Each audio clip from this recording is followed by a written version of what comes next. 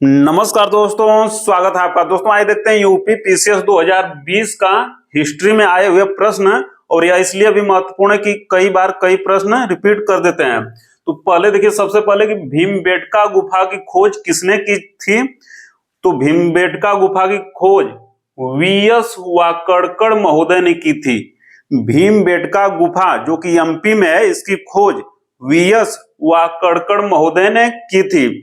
दूसरा आया हुआ प्रश्न है कि हड़प्पा स्थल दिया है और उसको सुमेलित करना है। तो बालू हड़प्पा स्थल हरियाणा में है, मांडा हड़प्पा स्थल जम्मू कश्मीर में है, पाडरी हड़प्पा स्थल गुजरात में है और हुलास हड़प्पा स्थल यूपी में है।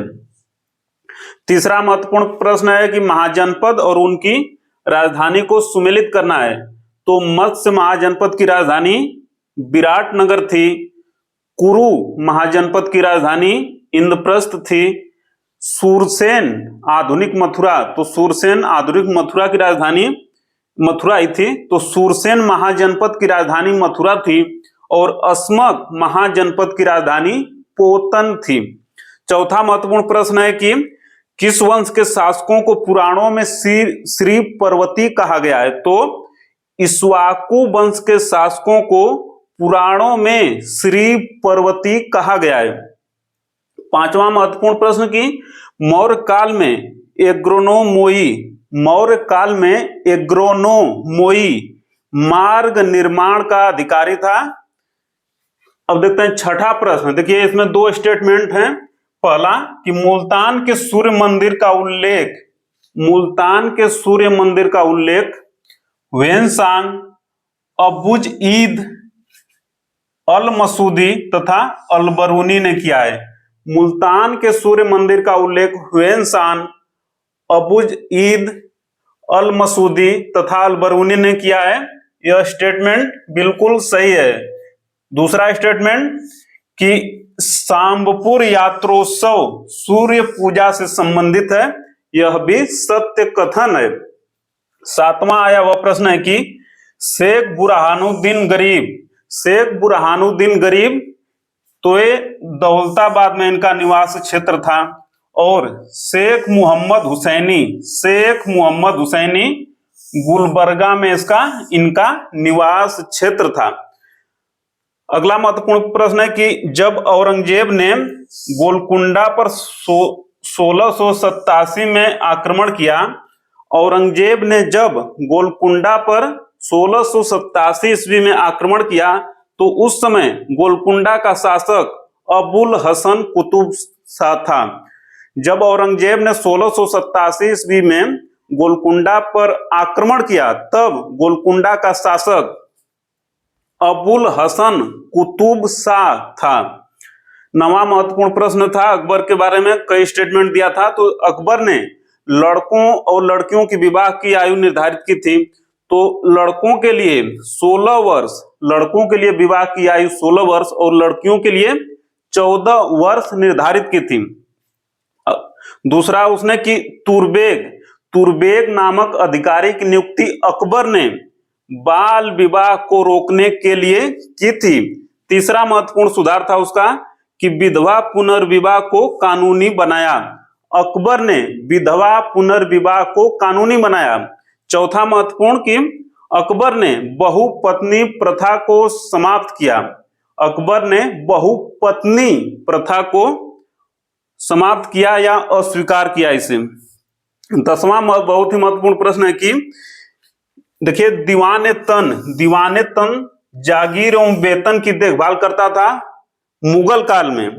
मुस्तारफी क्या देखभाल करता था? राज्य की आय व्यय का निरीक्षण करता था।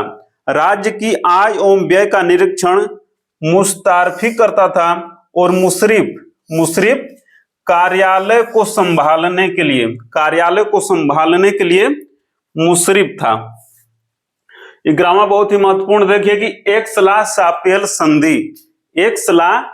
सापेल संधि जो कि 1748 ईस्वी में हुई थी। तो इस संधि के द्वारा प्रथम कर्नाटक युद्ध जो कि 1686 से 1786 1748 ईस्वी के बीच चला तो इसे समाप्त हुआ। और दूसरा कि अंग्रेजों को मद्रास पुनः मिल गया, अंग्रेजों को मद्रास पुनः मिल गया। तो एक सलाह सापेल संधि जो कि 1748 ईस्वी की है, तो इसकी ये दो विशेषताएं हैं। अब देखिए कि 12वां बहुत ही महत्वपूर्ण प्रश्न है कि हैदर अली ने 1755 ईस्वी में, हैदर अली ने 1755 ईस्वी में डिंडगुल मैसूर में आधुनिक शस्त्रागार की स्थापना की फ्रांस की सहायता से। 13वां बहुत ही महत्वपूर्ण प्रश्न है, तो देखिए भारतीय शासन अधिनियम 1878 का है। भारतीय शस्त्र अधिनियम 1878 का है। शाही पद अधिनियम 1876 का है। और भारतीय विवाह विच्छेद अधिनियम 1869 का है। और भारतीय उच्च न्यायालय अधिनियम 1861 ईस्वी का है। 14वां बहुत ही महत्वपूर्ण प्रश्न है कि द्वितीय गोलमेज सम्मेलन में शामिल नहीं हुए। द्वितीय गोलमेज सम्मेलन में शामिल कौन नहीं हुए थे? तो राजेंद्र प्रसाद जी शामिल नहीं हुए थे। एग्जाम की दृष्टि से बहुत ही महत्वपूर्ण है। द्वितीय गोलमेज सम्मेलन 1931 ईस्वी में। 15वां बहुत ही महत्वपूर्ण प्रश्न है कि ILO के 1919 के वाशिंगटन सम्मेलन में इंटरनेशनल लेबर ऑर्गेनाइजेशन के 1919 के वाशिंगटन अधिनियम में भारतीय मजदूर वर्ग का प्रतिनिधित्व NM जोशी जी ने किया था। NM जोशी जी ने भारतीय मजदूर वर्ग का प्रतिनिधित्व 1919 ईस्वी के इंटरनेशनल लेबर ऑर्गेनाइजेशन के वाशिंगटन सम्मेलन में भारतीय मजदूर वर्ग का प्रतिनिधित्व किया था।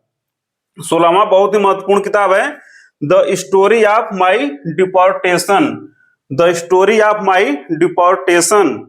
ये लाला लाजपत राय जी की बुक है। और 17वां शादाब